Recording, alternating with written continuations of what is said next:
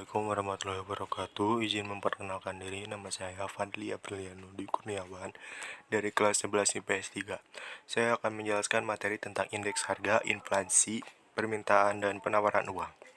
Indeks harga adalah skala presentasi yang digunakan untuk mengukur perubahan tingkat harga dari satu periode ke periode lainnya. Indeks harga ini sangat berguna untuk mengukur perubahan harga loh guys. Di beberapa negara, hal ini digunakan untuk mengukur inflasi. Masing-masingnya berfokus pada kumpulan harga barang dan jasa. Dalam segmen ekonomi tertentu, jenis-jenis indeks harga adalah sebagai berikut. Yang pertama adalah indeks harga konsumen. Yang kedua adalah indeks harga produsen, yang ketiga adalah indeks harga petani, dan yang keempat adalah indeks harga implisit. Inflasi. Dalam Kamus Besar Bahasa Indonesia, pengertian inflasi adalah kemerosotan nilai uang. Karena banyaknya dan cepatnya uang beredar sehingga menyebabkan naiknya harga barang-barang. Dengan kata lain, inflasi adalah menurunnya nilai mata uang karena beberapa faktor.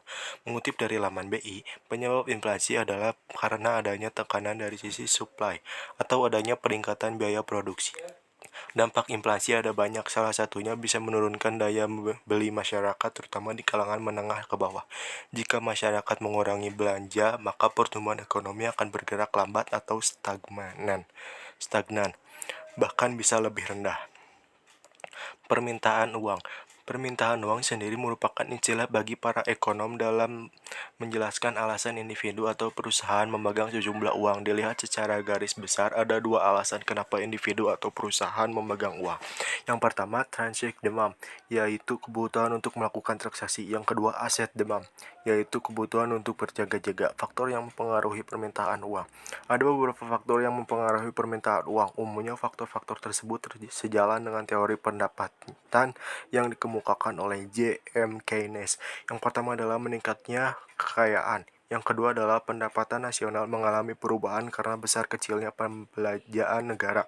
Yang ketiga adalah meningkatnya kebutuhan transaksi dengan uang sebagai alat tukar. Yang keempat adalah kebutuhan untuk berjaga-jaga. Yang kelima adalah kebutuhan membuat spekulasi.